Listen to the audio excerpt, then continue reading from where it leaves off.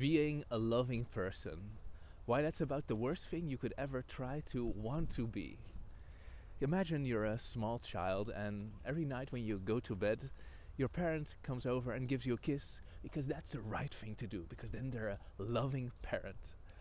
Or you simply have a parent who gives you a kiss because that's the natural consequence of their love for you. It's a vast difference, and actually when we are trying to adhere to a certain role, we are what I call living with a middleman. We have an idea of how we need to be, but it has very little to do with what we think we need to be. So in the case of being a loving person, or a loving parent in this case, it has very little to do with love. It actually has everything to do with survival. Because there are certain rules, certain ideas that we've been told by our society, by our religion, by our parents, how we need to act. And why would we want to adhere to those rules? Because then we'll feel safe.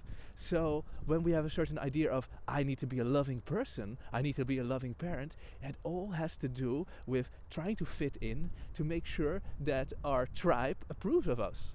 So trying to be loving has actually nothing to do with love.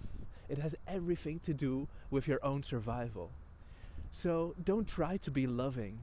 Try to let go of all these things, all these concepts, all these ways we're living with a middleman that are preventing you from being authentic. Because the more and more you let go of all these things, the more authentic you'll become, and loving is a natural consequence of that. Your authentic self is a loving self. But don't try to enforce it, because then it's coming out of fear. It's coming out of an idea of that you're not adhering to the rules, to the idea of how your tribe, your society needs to see you. Let go of all these concepts and simply be yourself.